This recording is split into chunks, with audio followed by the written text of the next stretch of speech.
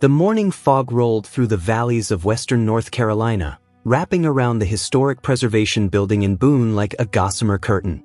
Inside the climate-controlled restoration lab, Dr. Rebecca Torres adjusted her magnification equipment and leaned closer to the photograph that had occupied her attention for the past 3 days. The digital display showed extraordinary detail, revealing textures and subtleties invisible to the naked eye. Outside, the October wind rattled the windows, but Rebecca barely noticed, her focus entirely consumed by the image before her. The photograph had arrived from the Watauga County Historical Society with minimal documentation. School photograph, circa 1884, read the sparse notation. Found in the estate of Abigail Henderson, former schoolteacher. No other identifying information. The society hoped Rebecca could restore the deteriorating image and perhaps identify the location and subjects, adding context to their archives of early Appalachian education. Rebecca had been working in photographic restoration for 12 years, since completing her doctorate in archival sciences from UNC Chapel Hill. She had specialized in 19th-century American photography, particularly images from rural communities where photographic documentation was rare and precious. Each photograph she restored felt like opening a time capsule, revealing faces and places that would otherwise disappear entirely from human memory. This particular photograph showed 15 children arranged in 3 rows outside a small wooden schoolhouse. The building was typical of one-room schools in the Appalachian region during the 1880s, rough-hewn logs with a stone chimney, a single door, and 2 small windows. The children ranged in age from perhaps 6 to 14, dressed in their best clothes for the photograph, though even their finest garments showed the wear of hard rural life. The boys wore suspenders and patched trousers, the girls simple dresses with carefully mended tiers. What had caught Rebecca's attention immediately, what had kept her studying this image with increasing fascination, was one child in particular. A girl of about 10 years old, positioned in the middle row, 3rd from the left. While every other child stared directly at the camera with the solemn expressions typical of early photography, this girl's gaze was directed to the left, outside the frame. Her eyes were focused intently on something or someone beyond the photograph's border, and her expression carried a mixture of attention and what might have been concern or curiosity. The technical quality of the photograph was remarkably good for its era, suggesting a skilled photographer with proper equipment. The exposure had been long enough to capture sharp detail, but not so long that the children showed excessive motion blur. Except for the one girl, whose slight turn of her head created a barely perceptible softness to her features, a ghost of movement frozen in silver halide chemistry. Rebecca's colleague, Thomas Brennan, entered the lab carrying 2 cups of coffee from the shop down the street. Thomas was 56, a former journalist who had transitioned into archival work after decades of documenting Appalachian culture and history. He had an encyclopedic knowledge of the region's past and an uncanny ability to identify locations from minimal visual clues. "You're still fixated on that school picture," Thomas observed, handing her one of the cups. "What's the mystery this time?" Rebecca zoomed in on the girl's face, enlarging the image until individual grain patterns became visible. "Look at her eyes. The direction of her gaze. She's not looking at the camera like everyone else. She's looking at something outside the frame, to the photographer's left. And look at her expression. That's not the blank stare of someone whose attention wandered. That's intentional focus. She's looking at someone specific." Thomas leaned in, studying the image with the practiced eye of someone who had analyzed thousands of historical photographs. Could be the photographer gave instructions and she misunderstood. Or maybe she was distracted by something happening nearby, a dog or a parent watching. "That's what I thought initially," Rebecca said, adjusting the contrast to bring out more detail in the shadows. "But I've been analyzing the photograph's composition and the other children's expressions. See how they're all very deliberately positioned? This wasn't a casual snapshot. Someone took time to arrange them carefully. And look here," she indicated subtle details in the background. "You can see evidence of preparation. The ground in front of the schoolhouse has been swept clean. Someone has even arranged wildflowers in a tin can near the door. This was a formal portrait, an important occasion." Thomas sipped his coffee thoughtfully. "So, if this was carefully staged, Why would the photographer allow one child to look away from the camera? That would ruin the composition. Exactly, Rebecca said, her excitement growing. Unless the photographer wanted her to look that way. Unless whoever or whatever she's looking at was part of the intended composition, even though they're not visible in the frame we have. You think there might be more to the photograph? That what we have is incomplete? Rebecca pulled up technical specifications on her secondary monitor. I've been researching photography practices from this period. Many professional photographers used larger format cameras that could capture wider scenes. Sometimes they would crop or trim the final prints for aesthetic reasons or to fit standard frame sizes. It's possible that the original photograph was wider and included whatever this girl is looking at. Thomas set down his coffee, his journalistic instincts engaged. So we need to find out who took the photograph and whether any other versions exist. What do we know about the provenance?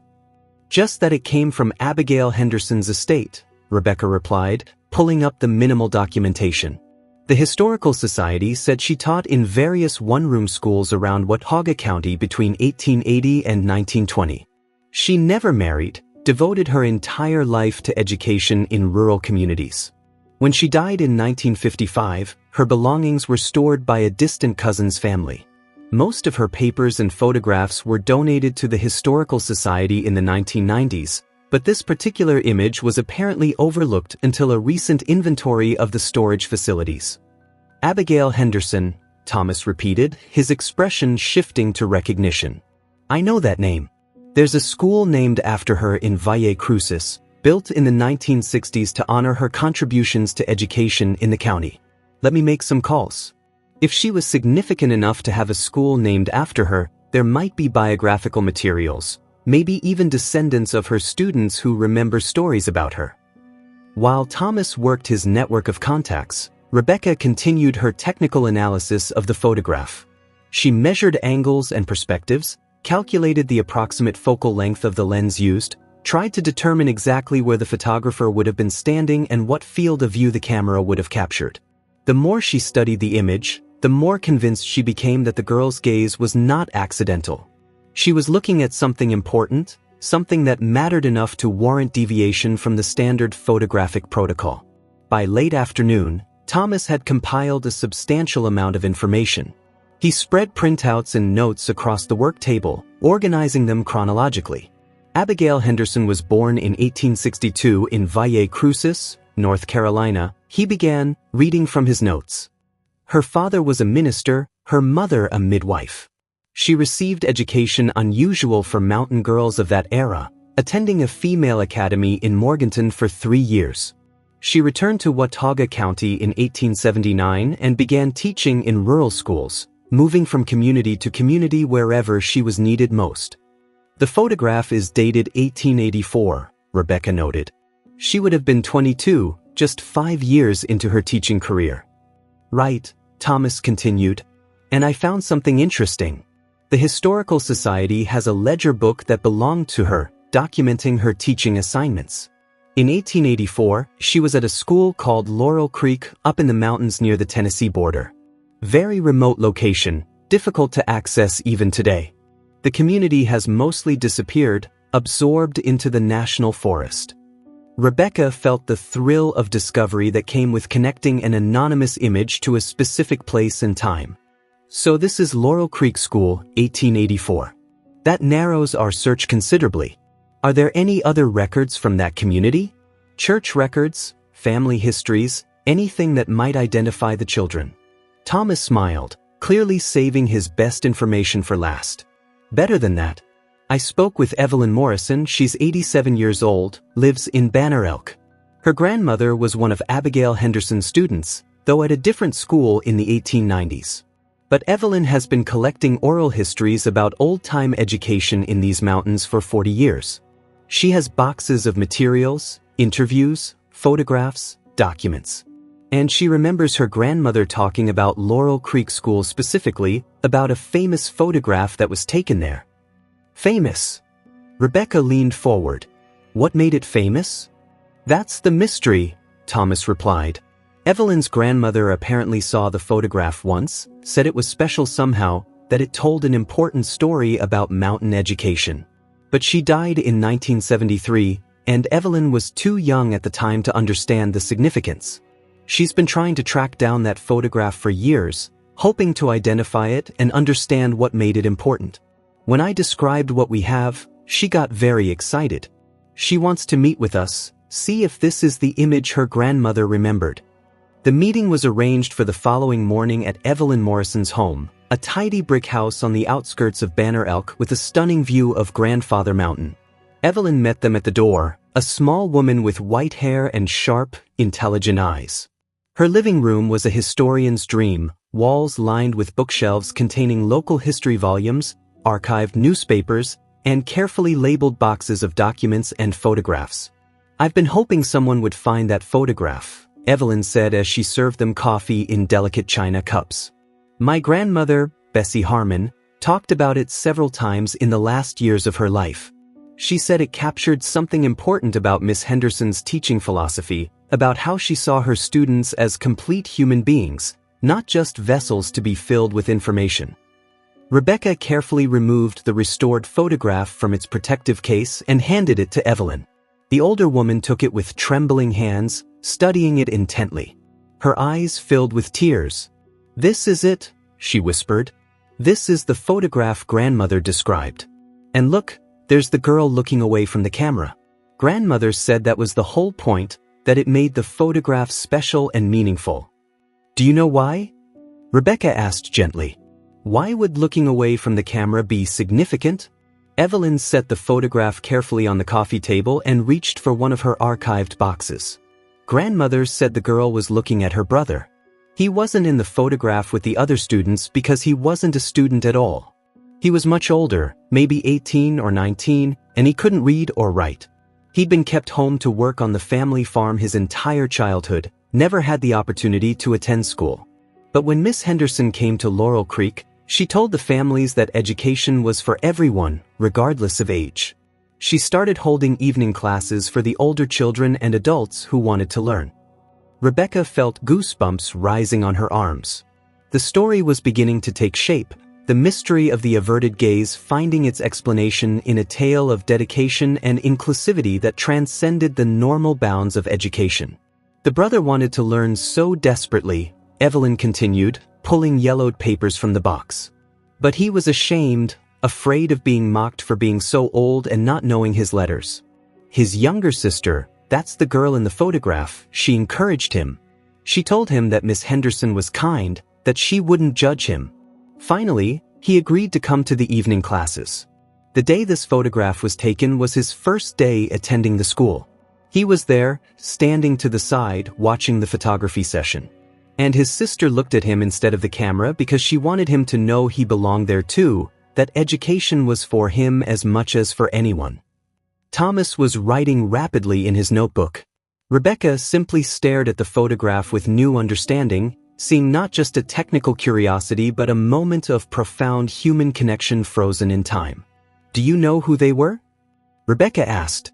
"The girl and her brother?" Evelyn nodded, consulting her carefully organized notes. The girl was Sarah Jane Pritchard, born 1874. Her brother was David Pritchard, born 1866. Their family had a small farm up near Laurel Creek. David did eventually learn to read and write, thanks to Miss Henderson's patient instruction.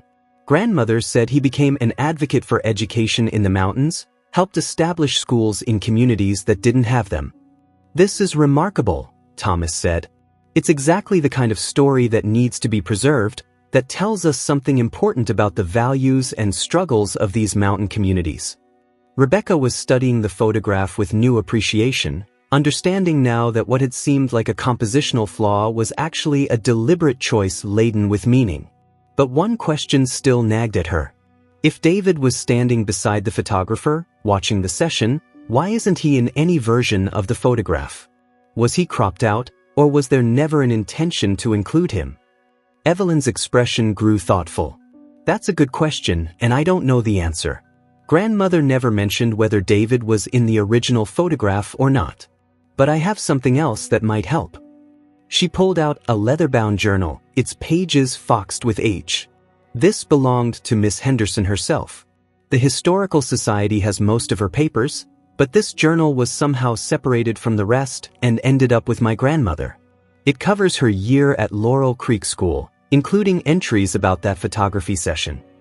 She carefully turned the fragile pages until she found the relevant section, then read aloud in a clear voice. October 15, 1884. The traveling photographer, Mr. Josiah Kellerman, came to Laurel Creek today to make the school portrait I had arranged. The children were excited and nervous, dressed in their finest clothes. I arranged them carefully, wanting each child to be visible and valued. But my heart ached for David Pritchard, who stood watching from the side, too ashamed to join despite my encouragement. His sister Sarah Jane understood. During the photograph, she looked not at the camera but at him, a silent message of acceptance and hope. Mr. Kellerman questioned whether we should retake the photograph with all children facing forward, but I told him no. Sarah Jane's gaze tells a story more important than perfect composition. It reminds us that education must reach beyond those already sitting in our schoolrooms. We must seek out those left behind, those convinced they are too old, too poor, too ignorant to learn. David Pritchard belongs in this story of our school, even if he stands outside the frame.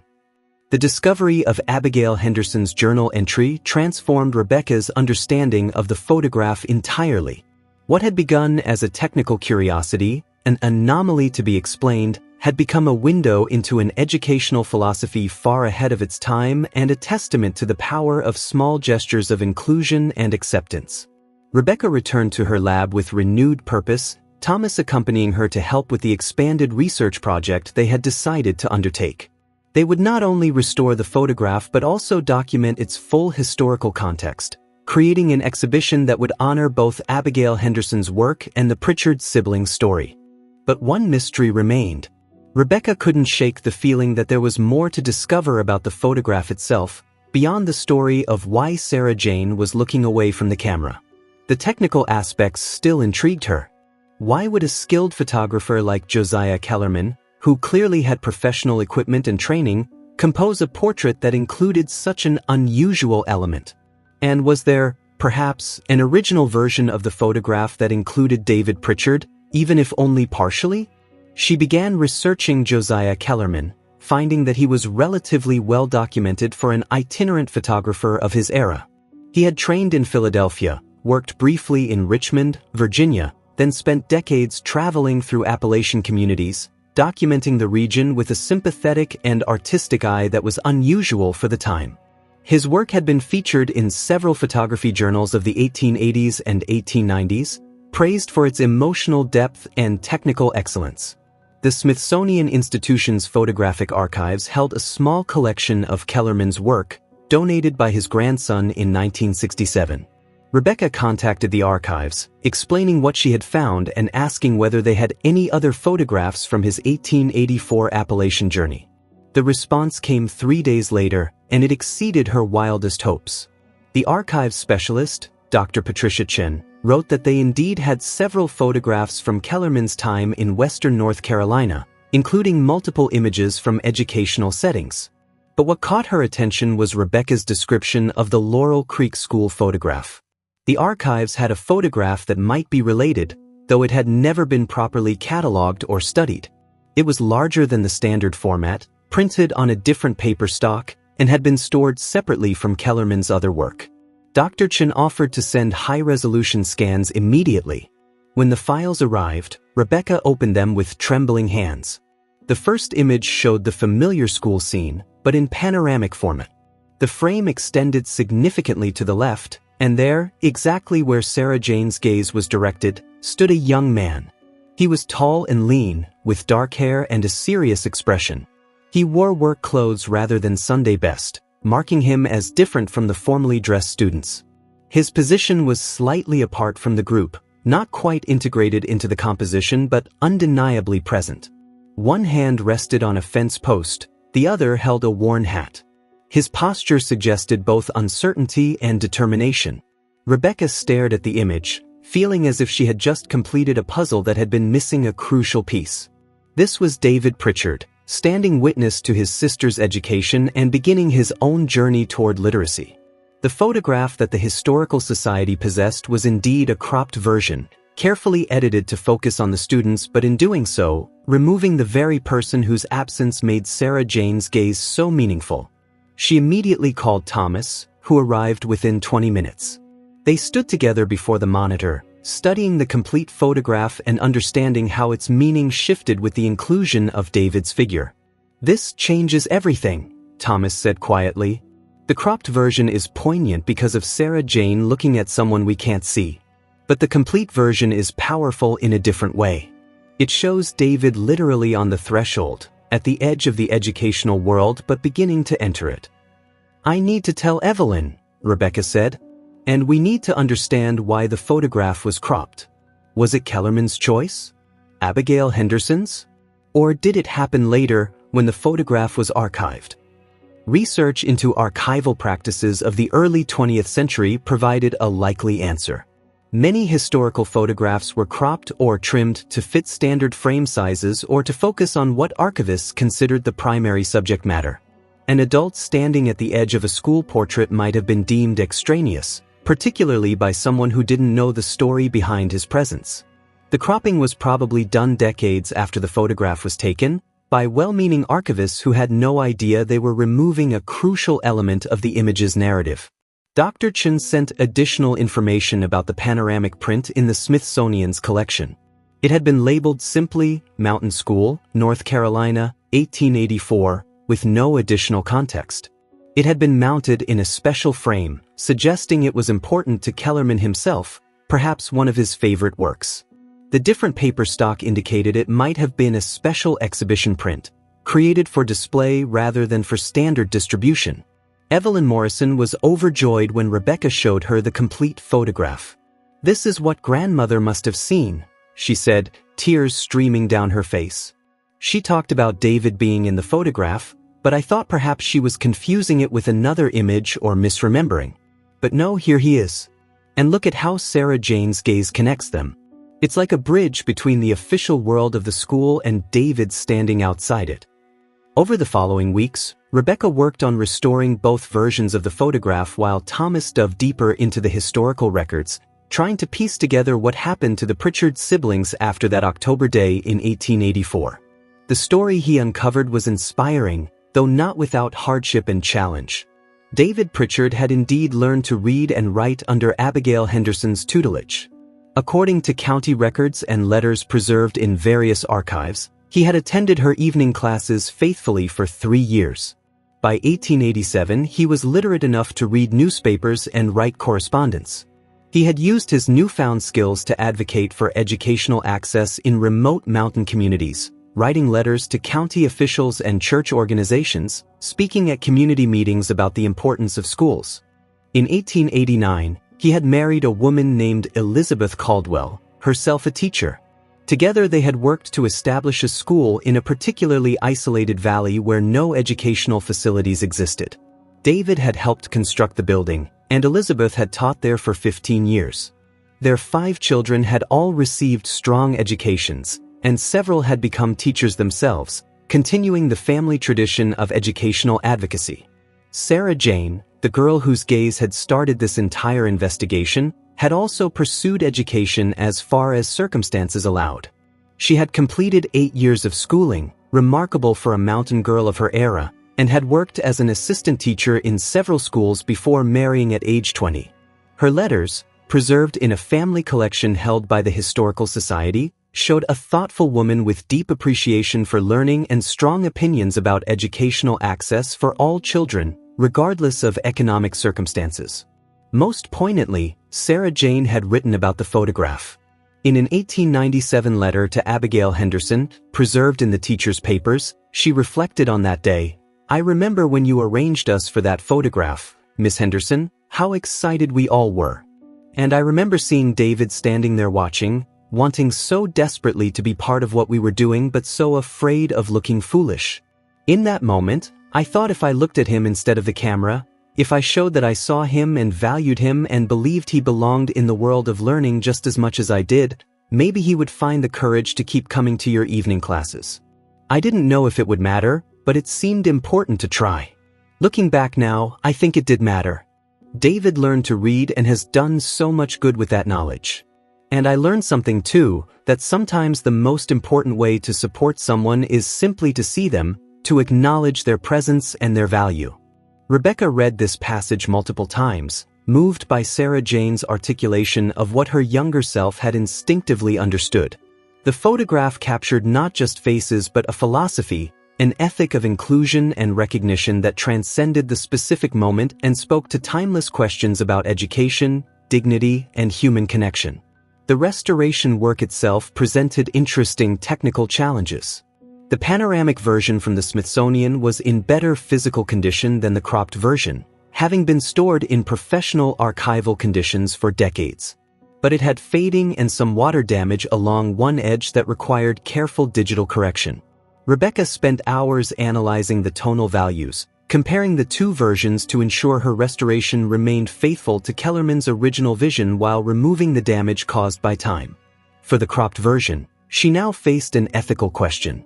Should she continue restoring it as it existed, preserving the photograph in the form it had been known for decades? Or should she digitally expand it, recreating the full panoramic composition by combining information from both sources? After consulting with archival ethics experts and discussing the matter with Thomas and Evelyn, she decided to do both.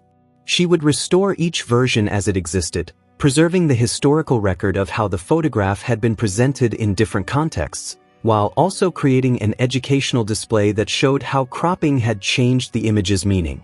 The technical work of restoration was painstaking. Rebecca spent hours removing scratches, correcting fading, reconstructing damaged areas pixel by pixel. She worked with both versions simultaneously, using information from each to improve the other. The panoramic version had better preservation of certain details in the background, while the cropped version retained sharper focus on some of the children's faces. By carefully analyzing both, she could create the most complete and accurate representation of what Josiah Kellerman had captured that October day in 1884. As she worked, Rebecca found herself thinking often about the people in the photograph. They were no longer anonymous faces but individuals with names and stories, connected to a larger narrative about education, opportunity, and the power of small acts of courage and kindness. Sarah Jane and David had both been dead for decades, their lives fully lived and concluded, but through this photograph and the story it told, they continued to speak to contemporary audiences about values that remained relevant. Thomas was developing plans for a comprehensive exhibition that would place the photograph in multiple contexts: the history of Appalachian education, the life and work of Abigail Henderson, the technical evolution of 19th-century photography, and the broader social history of literacy and educational access in rural America. He had contacted several museums and historical societies, all of whom expressed strong interest in hosting the exhibition. But it was Evelyn Morrison who suggested the most meaningful venue for the exhibition's premiere. It should open at Henderson School in Valle Crucis, she said. The school named after Miss Henderson. It's still there, still serving the community. The students should see this, should understand that their school is named after someone who believed education was for everyone, who saw potential in a young man others had written off as too old and too ignorant to learn. The plan was approved by the school administration, and preparations began for an exhibition that would open in the spring, timed to coincide with the school's annual History Week. Rebecca and Thomas worked with teachers to develop educational materials that would help students engage with the photograph and its story, creating lesson plans about historical research methods, photographic analysis, and the social history of education. The exhibition came together over the winter months, as Rebecca completed the restoration work and Thomas compiled the historical documentation that would provide context for viewers. The research had expanded far beyond the original photograph, encompassing dozens of related images, documents, letters, and artifacts that told a comprehensive story about education in the Appalachian Mountains during the late 19th century. They had located photographs of other schools where Abigail Henderson taught, images of her students at various ages, samples of their schoolwork showing careful penmanship and earnest effort. They found David Pritchard's signature on documents from the 1890s, evidence of the literacy he had worked so hard to achieve. They discovered that several of his descendants still lived in the region, teachers and professionals who carried forward the family's commitment to education without necessarily knowing the full story of how it had begun. One of those descendants was Marcus Pritchard, a 43-year-old high school history teacher living in Boone. When Thomas contacted him to explain about the photograph and the research, Marcus was initially skeptical. He knew he had ancestors from the Laurel Creek area, but the family history was fragmentary, passed down through oral tradition that had become confused and incomplete over generations. "I knew there was a David Pritchard in my family tree," Marcus said when he met with Rebecca and Thomas at the lab. "But I didn't know much about him except that he was involved with schools somehow. My grandfather mentioned him a few times, always with respect, saying he had done important work. But the details were lost." Rebecca showed him the complete photograph, indicating David standing at the edge of the frame. "This is your great-great-grandfather," she said. "He was 18 or 19 years old here, couldn't read or write, working his family's farm. But he wanted to learn, and Abigail Henderson gave him that opportunity." Marcus stared at the image, his expression shifting from curiosity to recognition to deep emotion. "I teach history because I believe education changes lives," he said quietly. "I tell my students that literacy is power, that knowledge opens doors. I thought those were just my own values. But maybe they're deeper than that. Maybe I'm carrying forward something that started with him, with this moment captured in this photograph." Over the next several weeks, Marcus became deeply involved with the exhibition project. He helped identify other Pritchard descendants, contacted them to share the story, gathered additional family materials that added detail to David's biography. He found letters David had written to his children, encouraging them to value education and to use their learning to help others. He discovered that David had lived to age 76, had seen his children and grandchildren achieve educational levels he could never have imagined, and had remained throughout his life an advocate for educational access in mountain communities. Perhaps most movingly, Marcus found a worn photograph album that had belonged to David's daughter, Margaret. Tucked among family portraits and everyday snapshots was a copy of the Laurel Creek School photograph, the full panoramic version. Someone had written on the back in faded ink, "Papa's first day at school."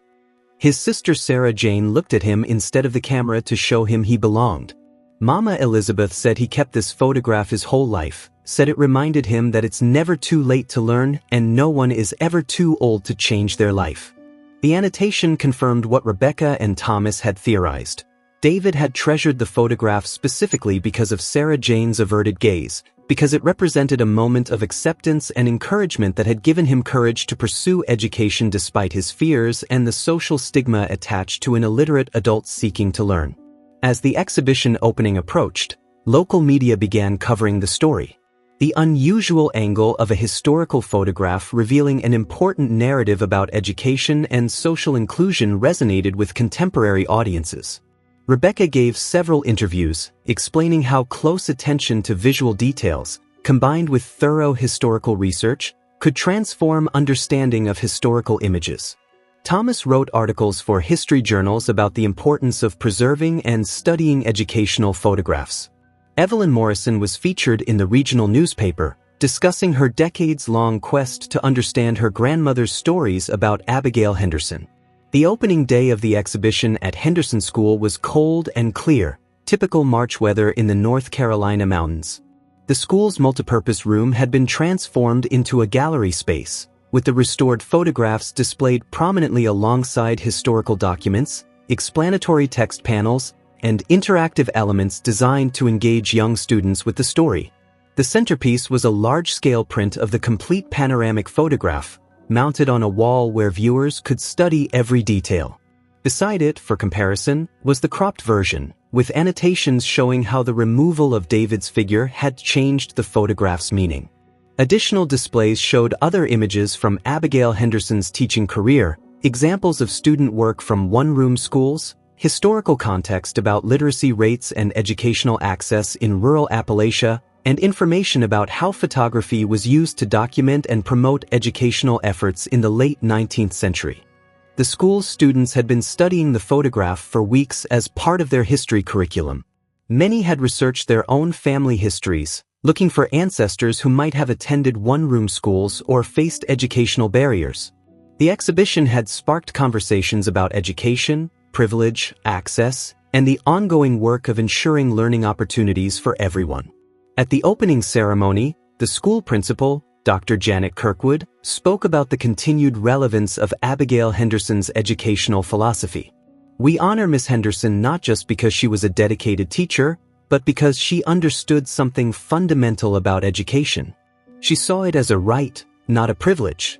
She believed every person, regardless of age or background, deserved the opportunity to learn. That's as true today as it was in 1884, and it's a principle that should guide everything we do in education.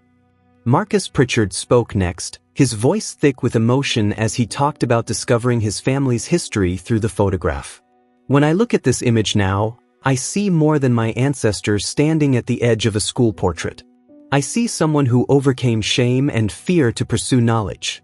I see a young girl who understood instinctively that recognition and acceptance matter, that sometimes the most important thing you can do is acknowledge someone's presence and value. And I see a teacher who created space for learning that went beyond conventional boundaries. These are lessons we still need, values we should still embrace. Evelyn Morrison, as the eldest person present and the keeper of oral histories, spoke about the importance of preserving and sharing stories from the past. My grandmother told me about this photograph when I was young, but I didn't fully understand why it mattered to her. Now I do. She had been a student of Miss Henderson's, had witnessed her commitment to education for all.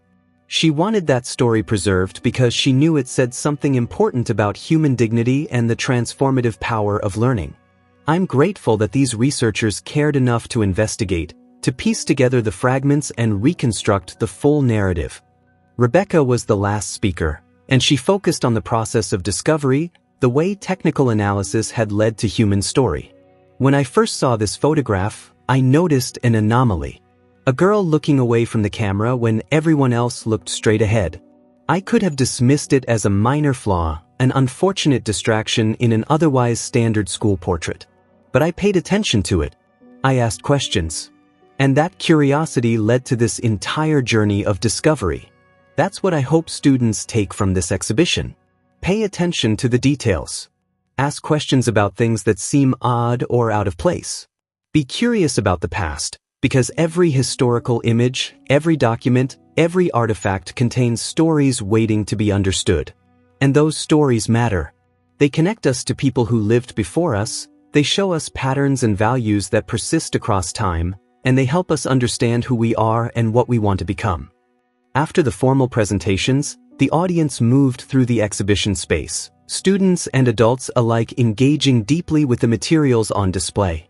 Rebecca watched as young students stood before the photograph, tracing with their fingers the line of Sarah Jane's gaze toward her brother, discussing what it must have been like to learn to read as an adult, wondering about their own ancestors' educational experiences.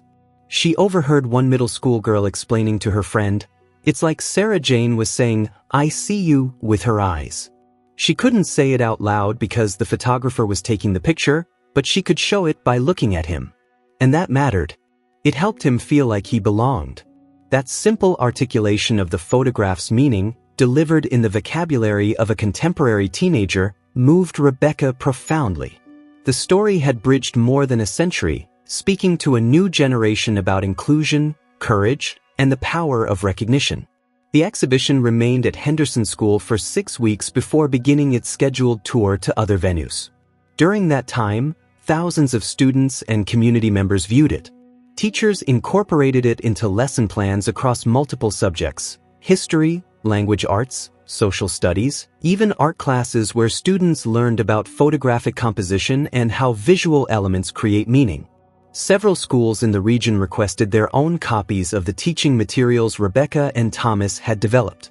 The restored photograph began appearing in educational contexts far beyond Western North Carolina, used as an example of how historical images could be analyzed and interpreted, how technical details might reveal deeper narratives, and how the past continued to speak to present concerns about education, access, and human dignity.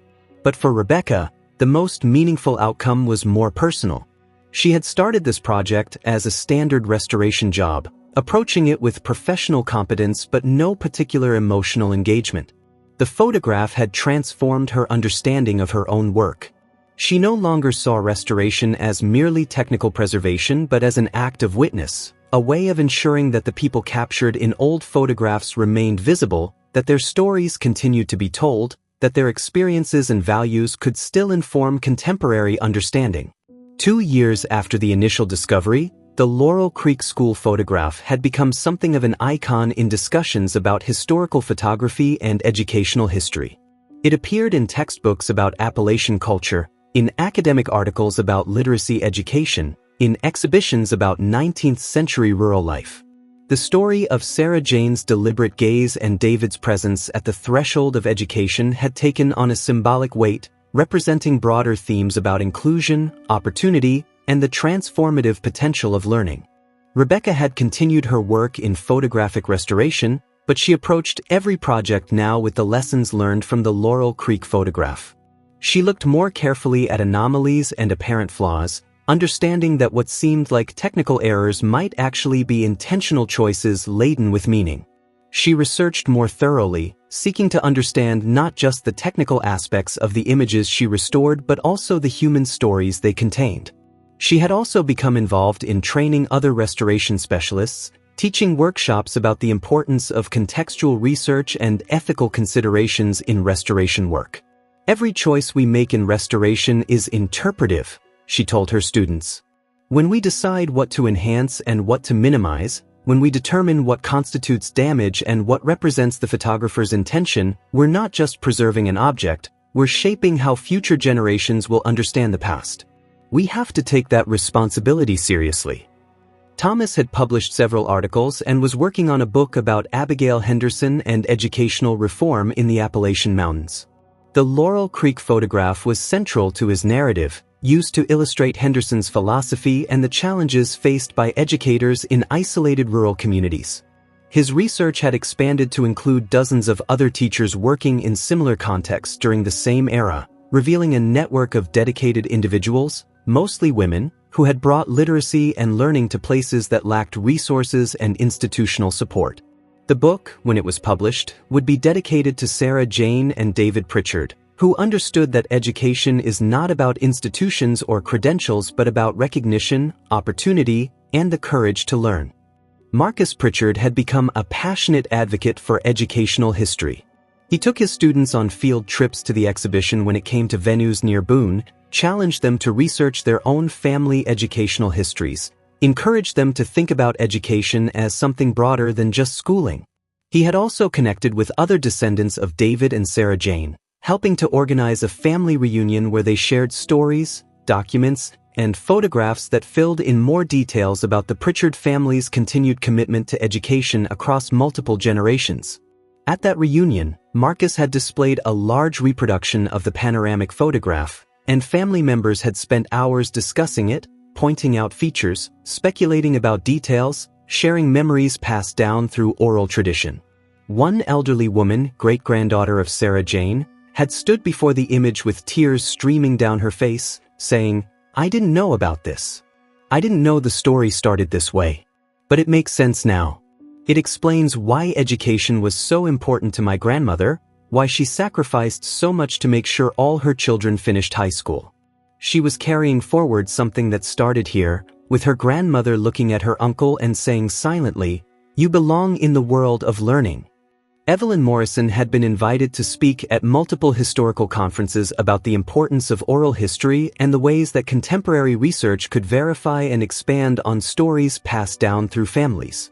She had become something of a celebrity in regional historical circles, known for her extensive knowledge and her boxes of carefully preserved materials. She was in her late 80s now, her health declining, but she remained passionate about the work of historical preservation and thrilled that the photograph she had sought for so long had been found and its story properly told. "My grandmother would be so pleased," she told Rebecca during one of their regular phone conversations. She kept this story alive through her telling, even when she had no physical evidence to support it. She believed it mattered, that it said something important about human dignity and educational justice. And she was right. The story has reached people she could never have imagined, has sparked conversations about values she held dear. That's what good history does. It doesn't just inform us about the past, it challenges us in the present. The photograph had also attracted attention from scholars studying visual rhetoric and documentary photography. They analyzed Kellerman's compositional choices, the way he had framed David at the edge of the image, the significance of Sarah Jane's averted gaze, the careful arrangement of the other students. Articles were written about how the photograph functioned as both document and argument, capturing a specific moment while also making a larger statement about who belonged in educational spaces and how communities should respond to those seeking learning opportunities. One scholar, Dr. Angela Rivera from Duke University, had written extensively about the photograph in the context of visual representations of education in 19th century America. She argued that Kellerman's inclusion of David, despite his position outside the formal student group, was a radical choice that challenged conventional ways of depicting schools and learning. Most school photographs of this era show only enrolled students, often arranged by age or academic achievement, she wrote. They present education as an enclosed space with clear boundaries about who belongs inside. Kellerman's photograph disrupts that convention by showing someone at the threshold, literally in the frame but not integrated into the group. Combined with Sarah Jane's gaze, which draws our attention to David and insists on his relevance to the scene, the photograph becomes a visual argument about educational access and inclusion. Rebecca had been invited to present at academic conferences about the restoration process and the investigative work that had revealed the photograph's full story. She spoke about the importance of technical analysis, the value of collaboration between restoration specialists and historians, and the ethical considerations involved in presenting historical images to contemporary audiences. Her presentations were well received, and she found herself part of a growing community of practitioners who saw their work as more than just technical craft, who understood restoration as an interpretive act with significant implications for how societies remember and understand their pasts. She had also begun working with schools more directly, developing educational programs that used historical photographs as primary sources for teaching critical thinking, research skills, and historical inquiry.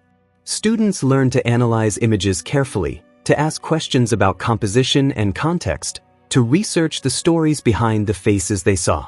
The Laurel Creek photograph was often a centerpiece of these programs, used to demonstrate how much could be discovered through patient attention and thorough investigation. In one particularly successful program, Rebecca worked with a group of high school students who chose historical photographs from their local archive and researched them over an entire semester. They learned photographic analysis techniques, archival research methods, and how to construct historical narratives from fragmentary evidence. Several students discovered fascinating stories about their own communities and families, creating exhibitions and presentations that shared their findings with broader audiences. One student, working with a photograph of a small mountain church from 1892, had discovered that it had been a site of integrated worship during an era of increasing racial segregation, a story that challenged simplified narratives about the past and raised important questions about how historical memory gets constructed and contested. Another student, researching a photograph of a textile mill, had uncovered evidence of labor organizing and worker resistance that had been largely forgotten in official histories. These projects demonstrated what Rebecca had learned from the Laurel Creek photograph, that historical images were not just passive records but active sources of knowledge, that they could reveal stories that challenged assumptions and complicated understanding, and that careful attention to detail combined with thorough research could recover narratives that might otherwise remain lost. The photograph had also had unexpected personal impacts. Several people had contacted Rebecca after seeing the exhibition or reading about the photograph, sharing their own stories of late-life learning, of overcoming shame about educational gaps, of finding courage to pursue knowledge despite fear or stigma. Some were adults who had learned to read as grown-ups, others had completed their education after years away from school, still others had pursued learning in informal ways, driven by curiosity and determination rather than credentials or recognition. One letter that particularly moved Rebecca came from a woman in her 60s who had been functionally illiterate until her 40s. She had hidden her inability to read for decades, developing elaborate coping strategies and living with constant fear of exposure. Finally, exhausted by the subterfuge and encouraged by a sympathetic librarian, she had enrolled in an adult literacy program. Learning to read had transformed her life, opening possibilities she had never imagined. "When I saw the photograph of David Pritchard standing at the edge of the school," she wrote, "I saw myself. That's exactly how I felt when I first went to the literacy center, like I was on the threshold, wanting to enter but afraid I didn't belong." And Sarah Jane looking at him instead of the camera, acknowledging his presence and his value, that's what the librarian and the literacy volunteers did for me. They saw me. They made me feel like I belonged in the world of learning despite my age and my embarrassment. Thank you for telling this story. It matters more than you know. Rebecca had responded to that letter and dozens of others like it, moved by how a photograph from 1884 continued to resonate with people facing contemporary challenges. The photograph had become a touchstone, a symbol of educational inclusion and the universal human desire for learning and recognition. 5 years after the initial discovery, Watauga County announced plans to establish the Abigail Henderson Educational Heritage Center, a museum and educational facility dedicated to preserving and interpreting the history of education in the Appalachian region. The center would house archives, exhibition spaces, research facilities, and classrooms for educational programming. The Laurel Creek School photograph would be featured prominently in the inaugural exhibition, alongside other materials documenting Henderson's career and the broader story of rural education in the mountains. Rebecca was invited to serve on the advisory board for the center, helping to shape its mission and programs. She brought her perspective as a restoration specialist and her commitment to making historical materials accessible to broad audiences, particularly students and community members who might not typically engage with academic history. At the groundbreaking ceremony for the center, held on a warm September morning at the site where Henderson School stood, Rebecca stood with Thomas, Evelyn Morrison, Marcus Pritchard, and dozens of others who had been touched by the photograph's story. The ceremony included speeches from educators, historians, and community leaders, all emphasizing the importance of remembering and honoring the work of teachers like Abigail Henderson who had dedicated their lives to expanding educational access. Marcus spoke about what the photograph meant to him personally and to his family. "When I first saw this image, I didn't know the man standing at the edge was my ancestor. But even before I knew that, I was moved by what it represented. Someone on the threshold, wanting to learn but uncertain if he belonged. A sister's gesture of recognition and encouragement. A teacher's philosophy that education was for everyone, not just those who fit conventional expectations. These are values worth preserving and celebrating. They're values we need today just as much as they were needed in 1884. Rebecca spoke about the process of discovery and restoration, about how careful attention to visual details had unlocked a story that enriched understanding of both the past and the present. Historical photographs are often treated as simple illustrations, decorative elements in history books that show what people and places looked like, she said. But there's so much more than that. They're complex documents that reward careful study. They contain evidence about social relationships, power dynamics, values, and conflicts. They capture moments of significance that might not have been recorded in written documents. And sometimes, as with the Laurel Creek photograph, they preserve stories that challenge us to think differently about inclusion, dignity, and what it means to create spaces where everyone can learn and grow. The center opened 18 months later, on a crisp October day similar to the one when Josiah Kellerman had photographed the Laurel Creek School 141 years earlier. The inaugural exhibition, Thresholds, Education and Opportunity in the Appalachian Mountains, told a comprehensive story about the region's educational history, from early subscription schools through modern public education, highlighting the ongoing challenges and persistent inequalities that continued to affect rural communities. The Laurel Creek photograph anchored the exhibition, presented alongside all the research and context that had been developed over the years. Visitors could see both the cropped and complete versions, read about Sarah Jane and David Pritchard, learn about Abigail Henderson's career and philosophy, and explore connections between historical struggles for educational access and contemporary issues. The exhibition also included a section on photographic restoration and historical research methods, showing how Rebecca's technical work and Thomas's historical investigation had combined to reveal the photograph's full meaning. Students visiting the center could see the actual restoration process, learn about how historians piece together evidence from multiple sources, and try their own hand at analyzing historical photographs.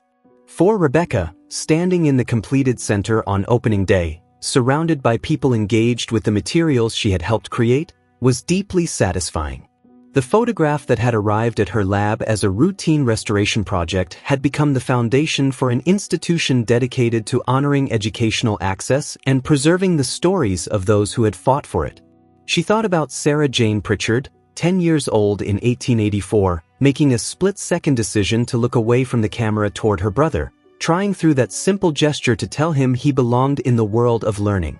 She thought about David, standing at the edge of the frame, uncertain but present, beginning a journey that would change his life and influence generations of his descendants. She thought about Abigail Henderson, encouraging David to attend evening classes despite community judgment, arranging the photograph to include him even if only marginally, writing in her journal about the importance of reaching beyond conventional boundaries. All of them had been dead for decades, their lives fully lived and concluded. But through the photograph and the stories it contained, they continued to speak across time, continued to challenge and inspire, continued to remind contemporary audiences that education was about more than institutions and credentials, that it was fundamentally about recognition, dignity, and the belief that every person deserved the opportunity to learn and grow. The photograph with the girl looking at someone who wasn't there, except that he was there, standing just outside the formal group, waiting at the threshold of a new life. That image, restored and researched and properly understood, had become exactly what Abigail Henderson and Josiah Kellerman had intended it to be: a statement about inclusion, a challenge to conventional boundaries, and a reminder that the most important educational work often happened at the margins, with those who stood uncertainly at the edge, hoping to be welcomed into the community of learners. Rebecca's journey with the photograph was complete, but its story would continue. New audiences would encounter it, new interpretations would be developed, new connections would be made between past struggles and present challenges. That was the nature of meaningful historical work, not a finished product but an ongoing conversation, each generation bringing its own questions and concerns to the evidence the past had left behind. The girl's gaze, directed not at the camera but at someone the camera could barely capture, had become a symbol of recognition, of seeing those whom society too often overlooked. And that recognition, that insistence on acknowledgement and inclusion, remained as vital and necessary in the 21st century as it had been in 1884.